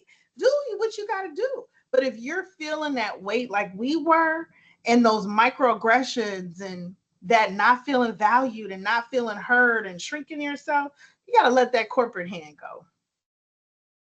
Going into that, letting that corporate hand grow, can you tell me, did entrepreneurship, did it relieve some of your stressors, or did it introduce, some new stressors or some new pressures going into entrepreneurship? It relieves all of them. I think entrepreneurship is, if you're wired to that, if that was feeds you, I think it's the best thing because you get control, you get time freedom, you get autonomy. You're the boss, and it's not about being the boss, because I remember reading something where it was a Chinese or Japanese proverb that said, if you don't open a shop if you don't like to smile, meaning Mm, if you're going to open a shop, you better learn how to smile, because, well, that was back then. I don't know what the customer service is now, but right. uh I think you become where you feel like you have control of, you hunt, you can't eat if you don't hunt.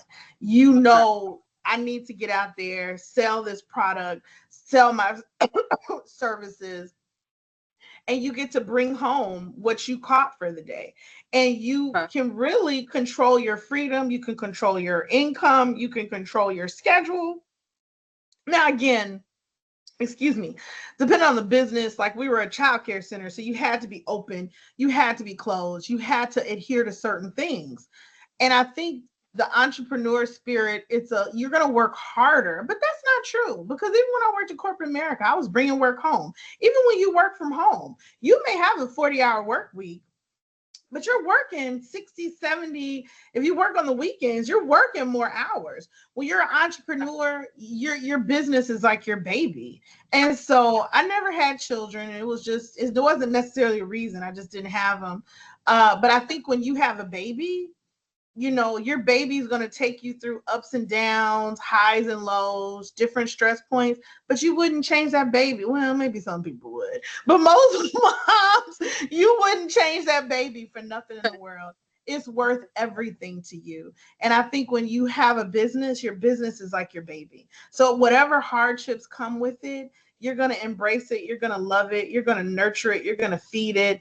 And it's worth every single tear, sleepless night, stress, meetings, school principal meetings, depending on I'm going back and forth with kids, is worth every single struggle, because the end result, you have this love and this wonderful child, versus the business is the same way. And depending on what your business is, you're in the business to serve people, to help people, whether you're a child care provider, whether you're a coach, whether you're a consultant, whether you're an insurance agent, you open up your own insurance agent, you're here to help people. So you want to help people, but still make some money and have that time freedom. But it didn't really go left, because I think our business, I loved having that business. I loved every moment of it. Even I would work 15-hour days, 20-hour days sometimes. I just absolutely loved it. But when it started going left was during COVID. And I think COVID was this, I think once COVID happened with our kind of business, we didn't have a scalable business, and we relied so much on employees, and the whole employee culture changed during COVID. And I think employee heavy business was probably one of the worst businesses to have during COVID, because people didn't work. They were off work. When it was time to go back to work, they didn't want to go back to work. And then when they did go back to work, you got the worst of them. And because we put so much energy and blood and sweat into our center, we needed the best of all of our teachers, where we got the worst of them. Because who wants to go back to work after you've been getting a check, making more money, sitting at home doing nothing? Because they were giving away money during COVID. Right, You right. were you were sitting at home. Now, if you were on the other end, great. Yeah, I'm getting all this money. I don't have to do nothing. But from an entrepreneur where you're employee heavy, employees coming back after COVID, it was a nightmare, because they just, especially in childcare, you have to really put your heart, your soul, you have to really want, at least for our center, because we had a certain level of integrity, where you had to really want to do this job. And if you've got an employee culture where 80% of the employees don't want to do any job, then it wasn't, our business wasn't scalable for that. Meaning we had too many special, unique niches where we needed our staff to come in 100%. And after COVID was really, really hard for the world, but it was especially hard on small businesses, and even more so businesses that relied on a lot of employees. So I think it started shifting during COVID, and we were able to make those necessary adjustments and ended up selling shortly thereafter COVID. So interesting. Because so many, because what I'm hearing is, I'm hearing the other side of it, for small businesses. Like you said, okay, so if you was on one side and you was sitting there like, okay, I'm getting this check every 2 weeks, or I'm good, or whatever, however often it was coming, you was good. And you was getting some little bonus money or whatever. You felt like, okay, I got this, right? But on the other side of it, I was in corporate America, so I didn't feel the blunt of it. All how it affected us, we couldn't travel. Our meetings became virtual. Okay. Our meetings that we would have like maybe once a week or something like that, now was two or three meetings was a day. But I'm hearing your side of it as a small business, a small entrepreneur, I mean, an entrepreneur and with a small business. I mean, it was still a big business. You had more than one agency, or more than one location, but it Yeah, was we did. still, it was your responsibility, you and your sister's responsibility, to keep y'all business going, and the integrity that y'all had behind it. You have to be passionate about what you're doing, because my kids are important. Okay. You adult, you can go somewhere, right? So, but these kids, we're molding and shaping them. And I hadn't heard this side of it. So I commend you for it. I commend you and your sisters for it, because it's a tale that I had not heard.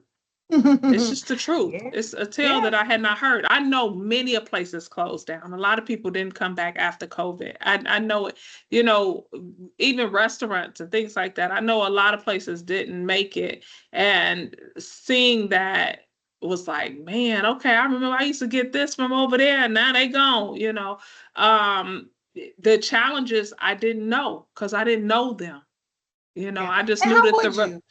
huh, Nobody would know unless you're in the thick of it, especially. And you could have a small business during COVID, but if you relied heavily on employees, more than likely either the owner had to pretty much run themselves ragged or the business closed down. Like, especially a business with restaurants. And there's a lot of childcare centers that sustained it, but the owner is pretty much running the entire business because you can't, or if they had one or two really good people that were in there, but a majority, we had over 100 students at one of our centers. We had over 80 students at another. So we needed employees.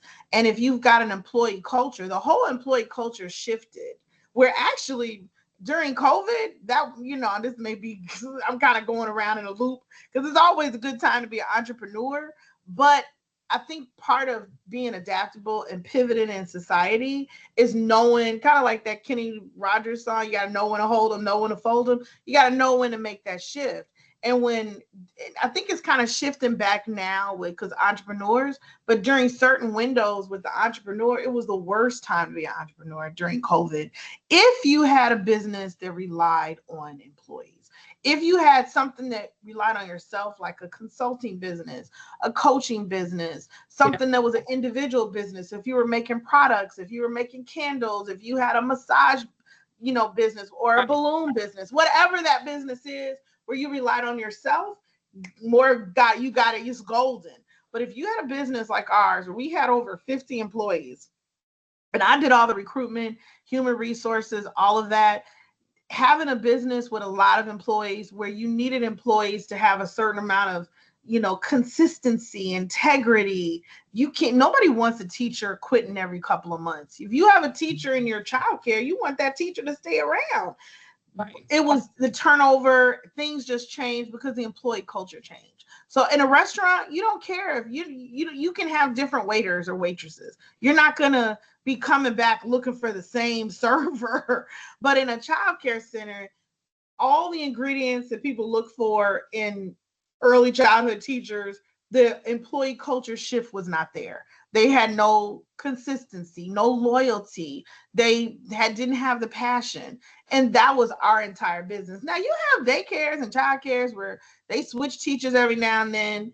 They don't really care about switching up. They're just explaining it, or it's very owner ran, where the owner is pretty much running around the whole childcare center.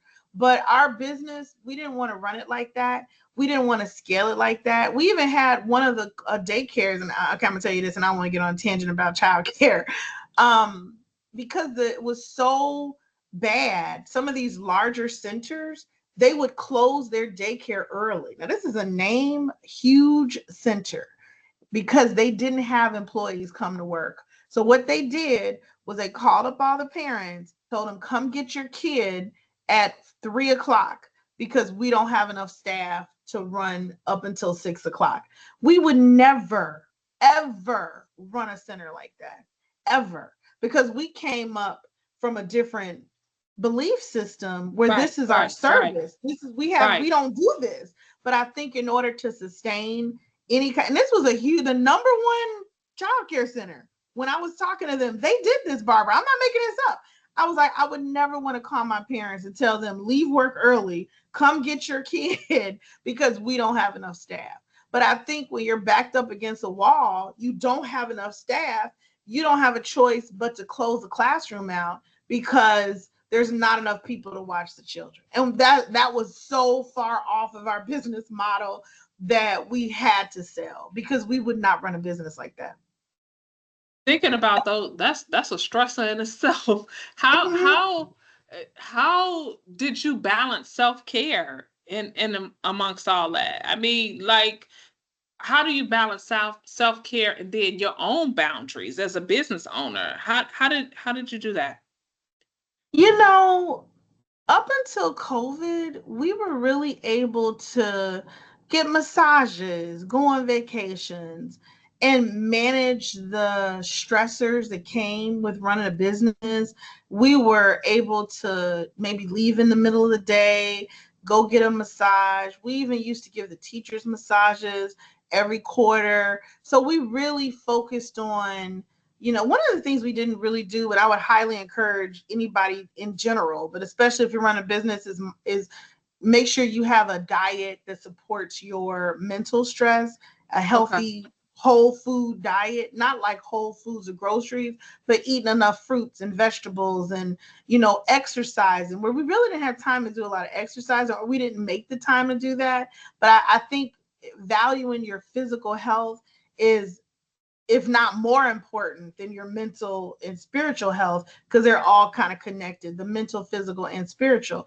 But we would definitely try to sneak away and do some self-care massage, mainly massages. I'm a big massage person. Mhm.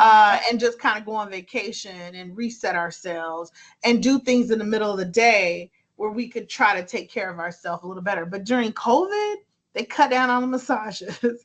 They cut down all of those self-care things, and it was so challenging because you took away all the external self-care and you added in so much stress. So COVID was just, it definitely changed the trajectory of a lot of different things. But I can look back and say it was, a negative thing, which it was. But I also am learning as I'm growing and really trying to work on a different viewpoint, that it has some really positive benefits, meaning you come out more grateful, you come out valuing your time better, you come out looking at the world through a different lens. We ended up selling our business after COVID. So even with all the memories of things being at such a low point, probably the lowest is my sister passed away shortly after COVID, my older sister, and I think it had something to do with this COVID vaccination shot, but I'm not even going in that direction. Okay. So I think, and so many people lost loved ones during COVID. I think that it puts a different lens on life where, you're devastated or sad or broken during a certain window, but then you come out of it with a different way to look at things, where you value time, you value people, you value health, you're more grateful, and you just look at things differently, which I think is one of the greatest gifts in the world. And so then through your platform, we're able to talk about it or share about those experiences, and hopefully that may help anybody out there that may be on a tipping point for whatever that may be, for entrepreneur, retiring, having the soft girl life. And I keep going back to that because I know we talked about that, and I think that's what we're trying to talk about, is having a soft girl life. It may be, this conversation may create that change that somebody needs to hear at the moment that they need to hear it. But I think, through some of those challenges can come change and growth and resilience. And of course, we think about that now, but when you're in the thick of it, you can never see the forest through the trees. So just looking at it from an employee to entrepreneur, I think being ready to pivot and flexible and adapt to those changes and get that mind to set up to be free, I think those gives you all the tools you need. But adaptability and flexibility are probably two of the biggest things, whether you're an employee going to entrepreneur. When you start a business, when you're an entrepreneur, you've got to be able to adapt, be flexible, be pivot, and then help be resilient for that. Because COVID knocked a lot of people off. It did, for businesses, for employees, for all of it. And that was something that nobody saw coming. Well, some people may have seen it coming, but COVID changed the world. And it definitely impacted our business and our personal life with losing my sister. So Um, what practices do you feel like you're using to help you sustain, like, I know you said you did massages and things like that. And even now, outside of retirement or closing your businesses, and you know, you said it was before COVID that you was really into, okay, we're going to get a massage and things like that. And then during COVID, it was a little more difficult. It wasn't just difficult on you as a person, but it was difficult as just even a shop to go in there and say, like, can I get a massage? It was some mask mandates. It was a lot of different things that was mandated that we couldn't do. You couldn't even go into some stores, groceries. I mean, not grocery stores, restaurants, you had to order out or something like that. So mhm. eh, we're after COVID. So we're post COVID. What are you doing now to help you sustain, to make you get it? And now I'm going into like the soft life one in that, that's before me, what are you doing now to keep your consistency on taking care of you? I so love that you asked me that question, and I can't wait to answer it. And I'm gonna tell you one thing about everyone, and I have to learn this about myself, is that we're constantly a work in progress. And I think that, because I have a business that's semi-related to soft life. It's called Simply Flourish. It's helping people connect their mind, body, and spirit and kind of use energies to help create a soft life, even if they do have to work, right? And that's just part of it. But I think I've had to learn, because you hear about this stuff all the time, but you don't practice it on a regular basis. And you hear about gratitude practices. You hear about writing 3 things you're grateful for. You hear about meditation. You hear about grounding. You hear about going into nature and going for walks. You hear about it and people tell you about it, but I think a lot of people don't apply it. Where more than anything, especially after my sister passed away, I went into a really deep depression for about 2 years, because me and my sister was like my mother. So we were really, really close. And I just remember I just shut down. I was just, I couldn't even get out the bed. And it was a really, really difficult time. It was. And I don't mean to cry, but Sorry, that's just, I know. no, I'm it's sorry. okay. I It's okay. understand. These are tears of love. But I just remember, and when you remember something, the reason people feel sad is because you remember how you felt during that time. So your body keeps a score. And so it was about 2 years actually. I remember, just really having a hard time getting out the bed and looking at the sun and listening to music. And I remember spoke with one of my friends, and her, and she said when her mom passed away, everything was in black and white. And I remember she told me that years ago, because her mom, passed away when she was relatively young. And I didn't know what that meant. When she told me that, like 20 years ago, she told me that. And when my sister passed away, I knew exactly what she was talking about. Everything was just in black and white, and you couldn't feel anything. And so I think where I'm going with this, and is that I wasn't able to apply those practices because I was not able to even function. So part of me getting over, and this is right on the heels of COVID, right on the heels of closing the business, right on the heels of all of that. My sister ends up passing away pretty suddenly. And so after healing, going on this healing journey, going on, just trying to get over this, or not get over this, just learn how to live with it. I started applying those practices with everything, with just being grateful for the sun, being grateful that I could get out of bed.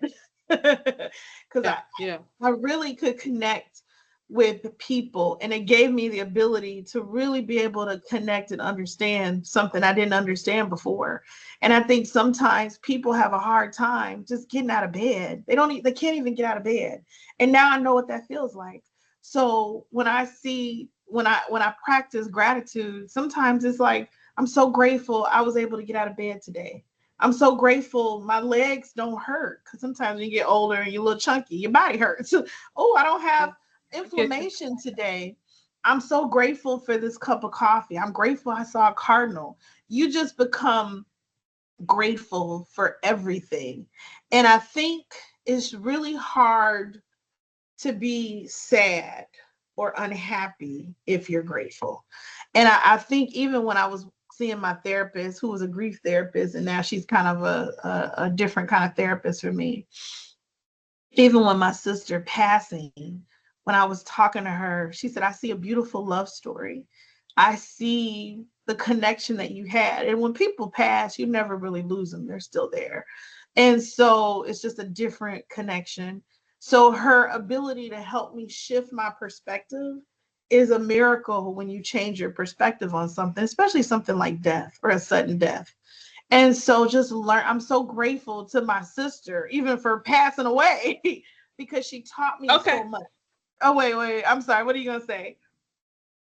No, finish, because I want to add. Go ahead, Yeah. finish. So I think my strategies now are actually applying all of these things that I knew that were in my toolbox. I meditate, and it really works. This stuff really works. I was just writing in my gratitude journal. I have a journal from when she passed away, and I was reading it, and there's so many layers to it. And at the end of the story, I'm so grateful for her passing away that taught me these lessons. And that's something that I never thought. I'm sorry. Go ahead. Let it out. Let it out. It's okay. This is a safe space. I'm sorry I can't give you no tissue, but let it out. If you asked me that, if I would never, 2 years ago, she passed away. I was just writing in my journal last night before our call, and she died on March 21st, 2022. I would never in a million years say I'm grateful for my sister passing away. I would never think I would say that, but Okay. I am. So in any event, I want you to say what you're gonna say, and I'm so okay. These are love tears. Oh, And I no, remember it's Tyler fine. Perry said something. Don't ever stop crying. He was talking to this one lady and said, "No, don't apologize for crying, because you have to get it out." And I don't feel tears are sad. I feel these are just ways to remember my sister. But anyway, I don't want you to forget your thought. Uh, so look, you I lost my brother was murdered in 2017. So I know the emotions that can occur. On the other hand, I have not had those emotions. I had them once, and it was on a plane watching a movie.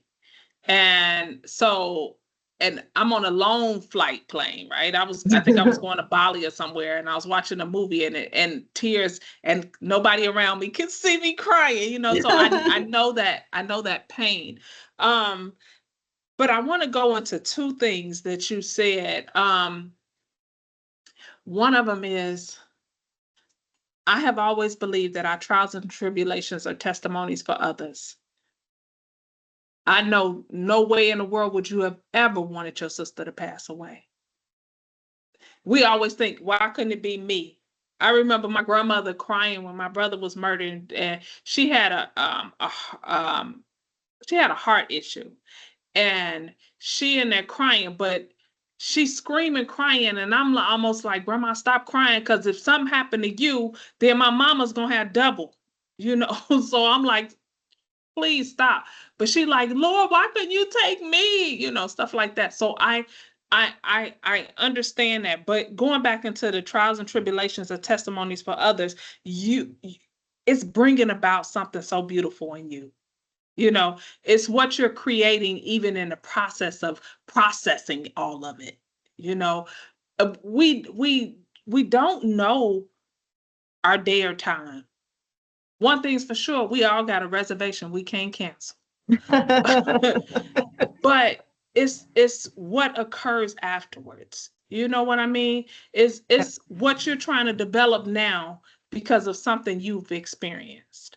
And then when you said your friend said, I saw something black, or it was just basically black and white, you you you can either fall into that slump and pray to somebody, or you find a way to get up out of it, or you don't go down a rabbit hole. It's only one or two options, right? For my mom, she went into the shower and she felt, this was right before my brother's funeral. She went into the shower and she was like, I had to get right back out of it because I would have fell down a rabbit hole that I wasn't going to ever get back out of. She said, I didn't take a shower. I said, dang, mom. So look, I said, dang, mommy, you stinking? I'm trying to change the atmosphere. She was like, a stink is who I'm gonna be because I'm not going down that rabbit hole, right?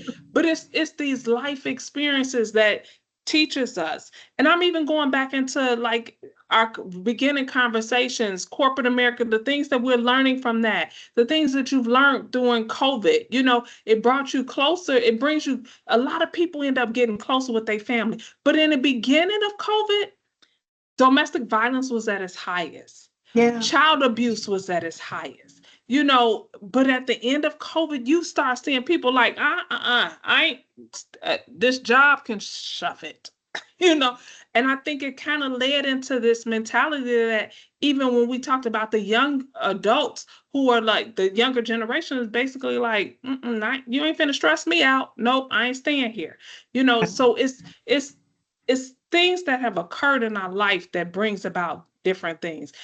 I can tell you personally on my own, if I wouldn't have, if I would have stayed in my job, definitely have that option. But if I would have stayed in my job, I wouldn't be where I'm at today. If I wouldn't have transitioned and moved from Illinois to Texas, I wouldn't be where I'm at today. It's sometimes the things that we've experienced that prepare us for who we're going to become.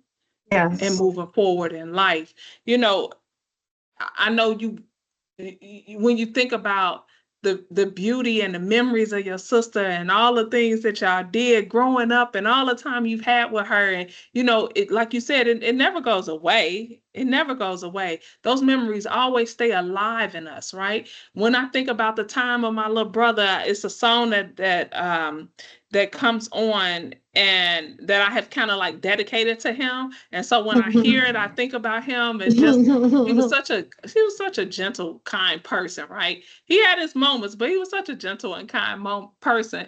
And his kids is just like him. I was talking to my niece because she's doing my editing for me. And I was talking to my niece and she was saying how she was like, yeah, my brother, he's quiet. I said, y'all all quiet, just like y'all daddy, so it's those moments that remind me of the beauty that my brother had, Yes. And I'm fortunate to be able to see his offsprings that look just like him.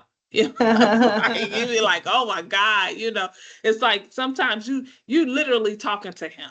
Cause I mean, it ain't a one that don't look exactly like him. And you'd be like, oh my God, so it's those beauties, but going back into it, it's what they're birthing, it's what you're birthing. It's a trial and tribulation that's now is a testimony for others because you're able to take your grief and show somebody else how to get out of it. Here, journal. Here, this is another step. This is something else you can do. It's just life experiences. It really is, and we don't look at it like that. It really, really, really worked. Just breathing. I remember someone else who lost two of her sons, and I remember she messaged me and said sometimes she just breathes. She just practices breathing, and it really helps. And when I experienced this grief with my sister, which was devastating, but I kind of paralleled grief the same because you can experience grief in so many different ways, even with losing a job, getting fired, getting divorced. There's so many different layers to grieving the loss of something. And those methods will still work no matter what it is. Now, there's different layers because some people, like your mom, I can 100% see why your mom made that decision to say, I'm not doing this. Because it really is a decision, because that grief can consume you, it can swallow you, it can, and your loved one doesn't want you to do that. They want you to move on and live, because that's what we're here to do. But that grief can consume you if you let it, and you can drown in it. And as to go back to what I was talking about with rewiring your brain, and this is what helps me think about people that are depressed or sad, because depression is everywhere. And in the Black community, we don't talk about it enough.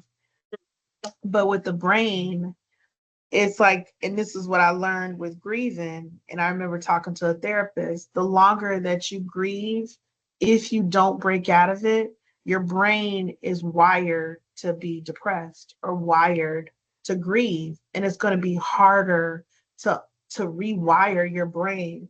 So I remember talking to one of the therapists, and she said, well, your sister just passed. But if it was, well, she actually said 2 years. It took me about 2 years. But she said if it was 2 or 3 years and you were still like, I couldn't even talk, then it would be something where it's something different. But if it just happened, that's to be expected.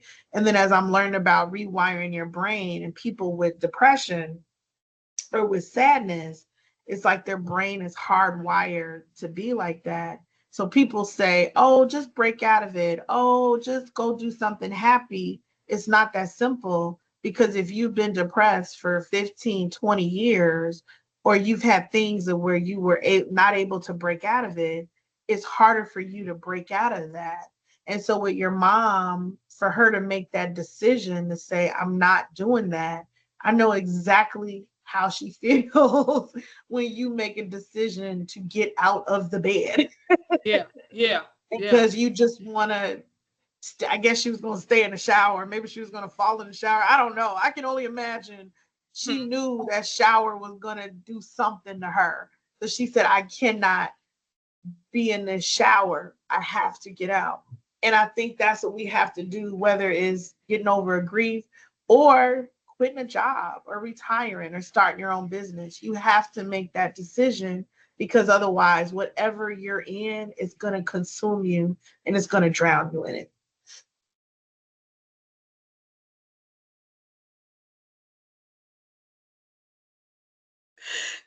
I thank you. I thank you for opening up and sharing your heart, your experience, your tears, your laughter. Uh, I do. I appreciate it, because so many women hold it in and they don't let it out. And they'll feel like, I can't cry, or I can't open up. I can't tell this. Um, if I do, I look weak. We're always so worried about looking weak. And we don't put ourselves first. And that's in anything. We've already talked about that. We don't put ourselves first. We don't even consider, okay, if you hold in your tears, you could be hurting your heart. And nobody's gonna come with the biological things that could particularly happen if you don't release. Like some people need to scream, Yeah. scream.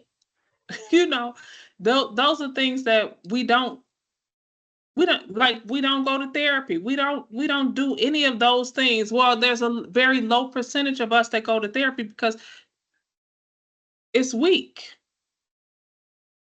You letting somebody know your business. I have a family member right now who's very young who needs to see a therapist, and she was like, I ain't telling no man my business, no white man my business. I was like, it ain't got to be a white man. You can get a black woman if that's what you need. It's those things. Because to expose yourself makes you look bad. You can't cry at work. You getting abused at work, but you can't cry because you never let them see you sweat. That's Yeah. our motto, right? Yeah, I know. So you dust it off your back. I'm sorry, I'm not a duck. I ain't dust enough off my back, But that's what we're taught, and it's generations and generations. It is, and I didn't want to cut you off, but I think because as Black women, we weren't allowed to. It's like the world didn't have a space for us to do this. Yeah, And that's why I keep going back to your space. This is a space for for us to do this, because I think our society and our culture, and I'm again going back to, I got the white baby, the Black baby. Oh, I'm taking on all the burden. Oh, Black women are the mules of the earth. Even fast forward to Simone Biles, she got so much like negative attention because she said, I can't do the Olympics because of my mental health. Now, she got a lot of positive things. And I think that's that one little shift to say, hey, Black women, we need mental health too. We have things too. We have this problem too. And she was opening that door. And then the tennis player, I can't think of her name, but she's half Black and half yeah, have Japanese. She yeah, was she was talking about that. And it's like we get so much negative feedback when women of color say, hey, I need help. I'm having a mental breakdown. I can't do this Olympics because of X, Y, and Z. It's like, why can't we be allowed as a culture to be able to do that? Now, it is changing. I see it changing, and yeah. that needle is moving just a little bit. But I think you're right on the tipping point of saying we can be allowed to have a soft girl life. We can be allowed to cry. We can be allowed to have a mental breakdown. We can go see a therapist. Look at Simone Biles. Look at the tennis player. Look at these Black women. We need help too. And if not, I think everybody needs help, but we need it probably more than anybody because we carry so many burdens.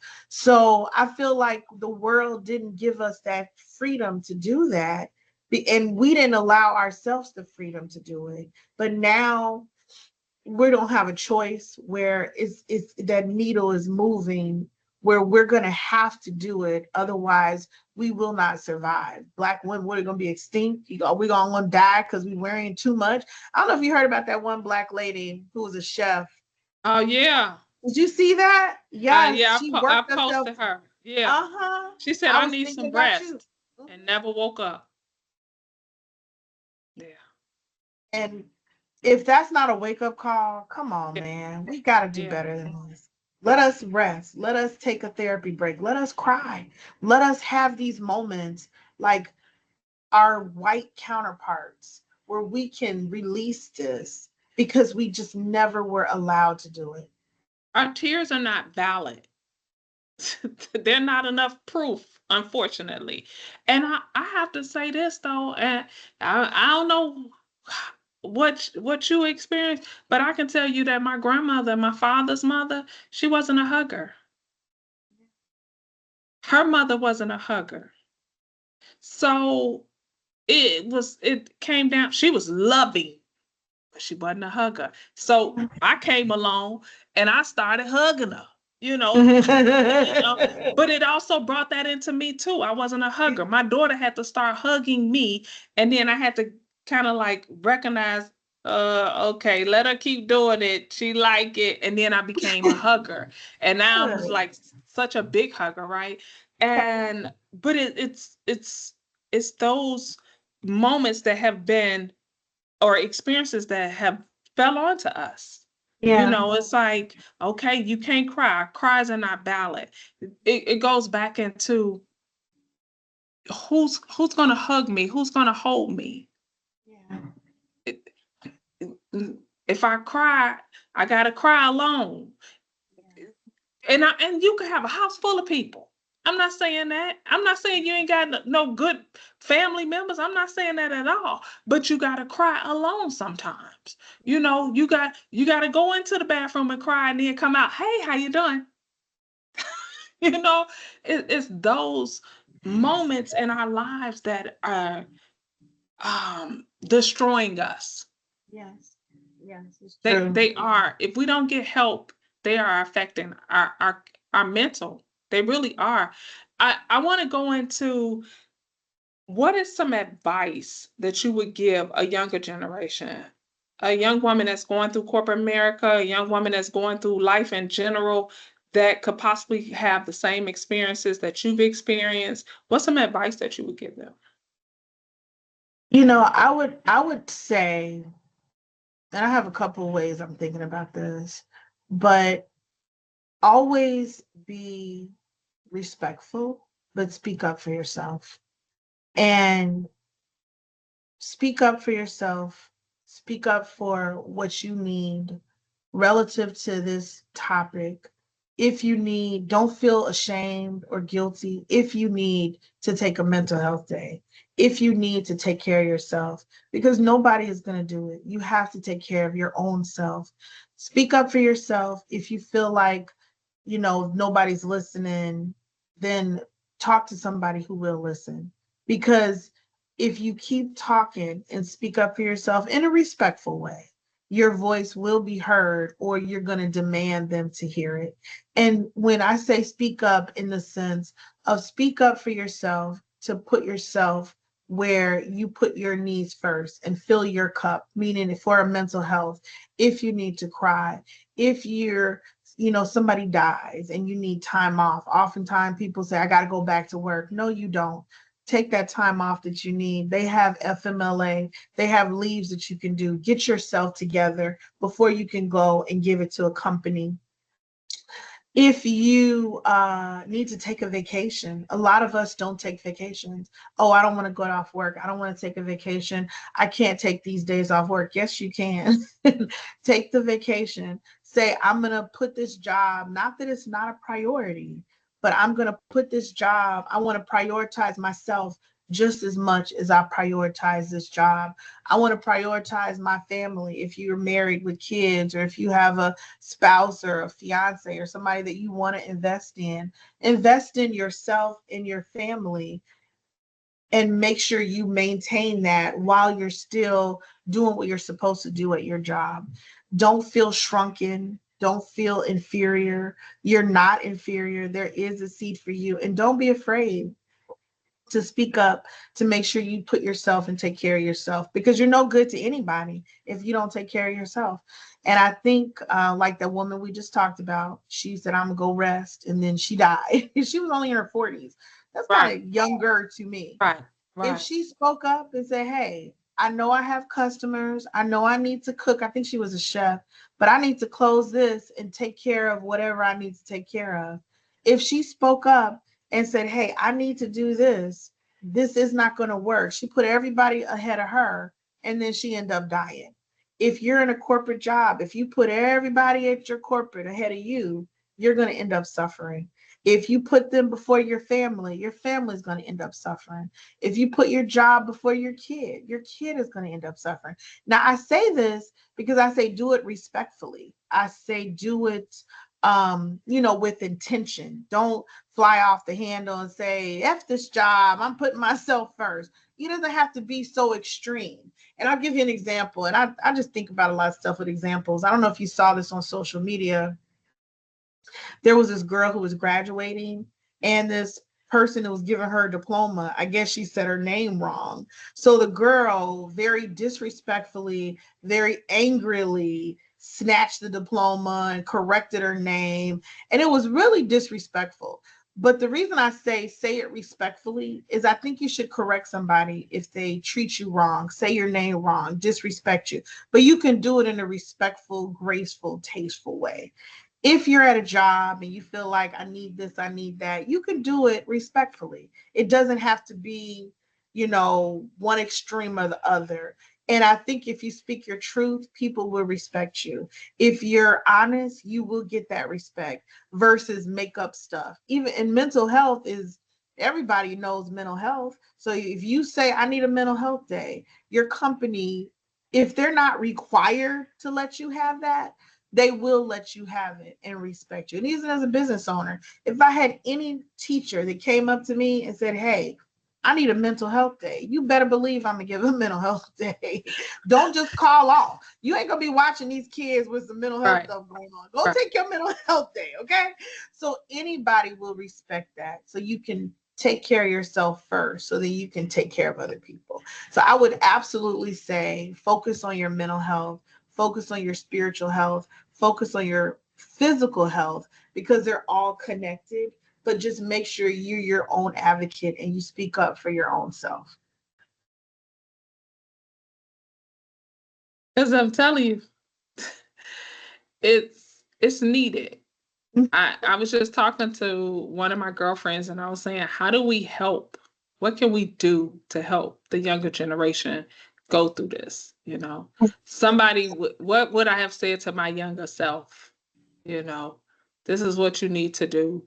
Uh, it, it, it's it's ironic that you will see someone in their 30s and 20s and 30s and they like, I want to be this and I want to do this and I'm going to do this, and they picking up all the assignments, and then you got someone in their 40s and 50s and they're like, okay girl, don't use and abuse you. But you're not telling them, slow down baby, slow down, take the time that you need for yourself, don't stress.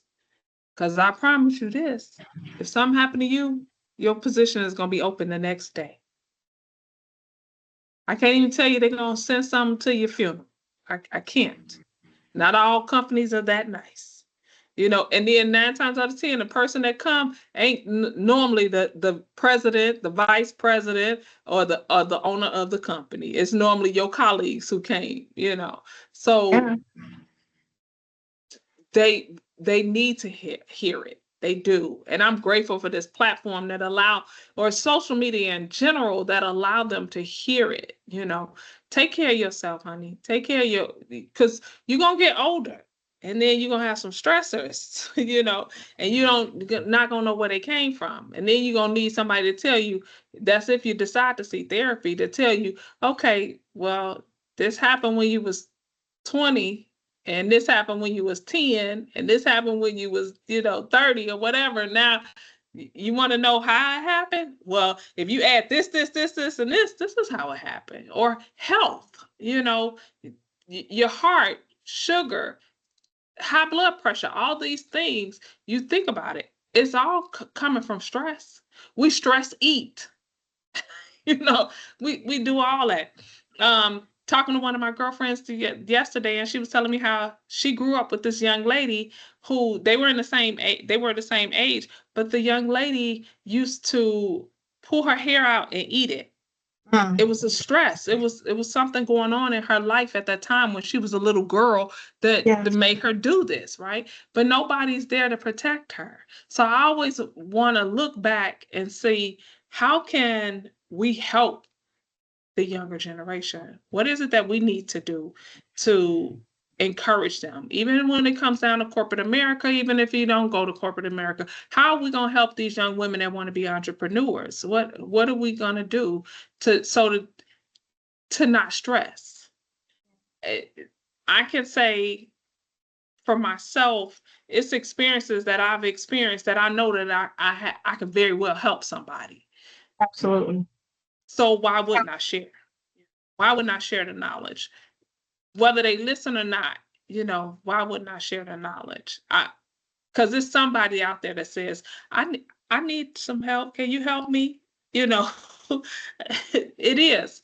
We It can is. always think, oh, they don't want to hear it, but it's somebody out there that says, I need the help. So I just want to go to this last question. And this question is, in you thinking of your future endeavor, how is it that Girlfriend Hour can help you? Oh, I like this question. Oh my goodness. I absolutely love this interview with you for so many reasons. But Thank you. I do have a new but not so new, but now I have a space to actually execute some of the things where with my business, which is really focusing on overall well-being and flourishing and positivity. And I absolutely love this girlfriend hour because I'm so grateful, again, I really am, to be talking to you today for so many reasons. But I Likewise. hope to continue this conversation because I think it's a conversation that has to continue through the girlfriend hour through sharing knowledge, through sharing research, through, and it's not even about promoting a business. It really is about helping people with all of the knowledge that I've gained, that you've gained. So I think Girlfriend Hour can help me in two ways.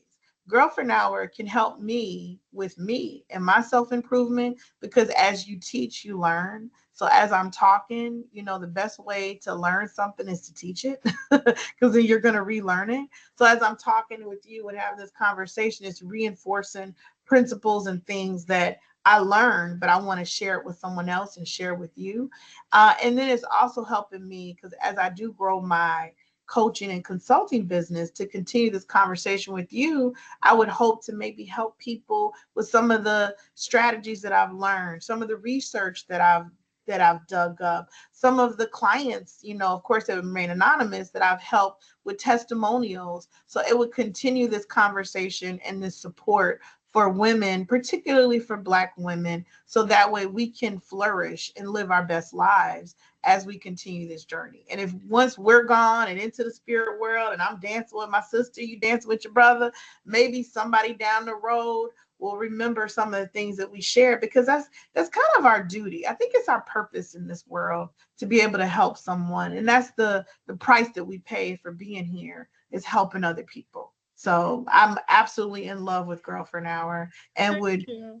can't wait for my other sister to get on a call with you. And you are awesome. You're Thank just you. built different, and you're for doing something like this is so needed, and we're so grateful for it. Thank you. Thank you. Ah, thank you, I love you, sister Michelle. love. Come on. Hey, that's right. Right. Thank you. I'm going to end this recording, but I do want to say thank you. I greatly appreciate it. It was such a blessing interviewing you.